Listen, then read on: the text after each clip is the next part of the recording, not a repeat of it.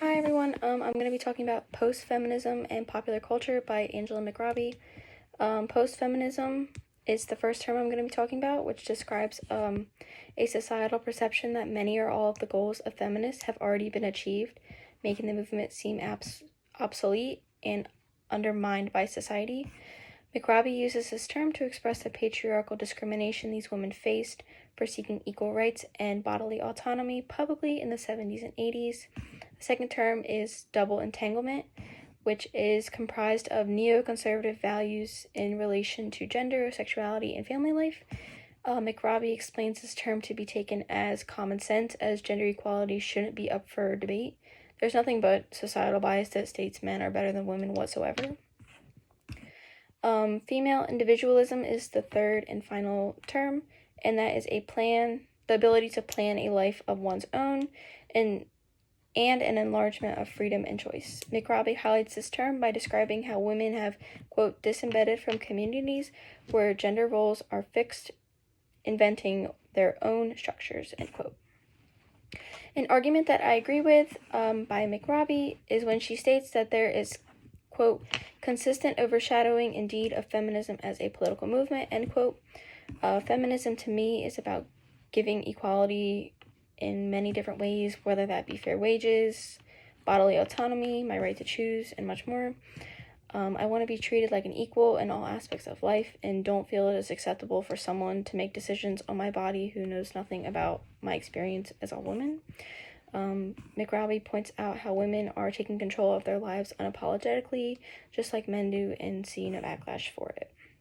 An argument that I disagree with, however, is when McRobbie states one of her broader arguments, quote, that for feminism to be taken into account, it has to be understood as having already passed away, end quote.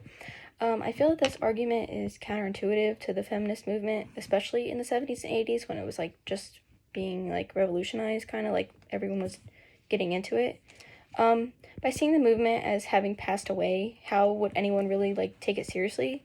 Especially the women who were afraid to join the movement. They really wouldn't, if they didn't have the numbers, they wouldn't want to join. Showing the power the movement has by not succumbing to the death would light a fire in these women to fight for their equality in society. An example of McRobbie's idea of feminism is creating a sense of choice and individuality in a patriarchal society, in media specifically, was when Supreme Court Justice Ruth Bader Ginsburg refused to retire. By doing so, Ginsburg solidified her commitment and conviction to her duty and didn't let her gender or age hold her back from representing those who she spoke for, both women and men of all races and classes. And then I chose two clips. They're both music videos. The first one is by Queen Latifah, and it is called U.N.I.T.Y or Unity. In the video, she highlights name-calling and treatment that she is faced by things like her clothes, her actions, her race, her gender, by men. This relates to both the reading that I'm presenting and gender by exposing how women claim their image and individuality, and men feel threatened that they have no power over these women anymore by throwing these things in their face that they normally would. And then in the second music video, or the second clip I have, is the song You Don't Owe Me by Gore. She discusses how she is not an object to collect and to be told what to do. She's basically not property, not a man's property.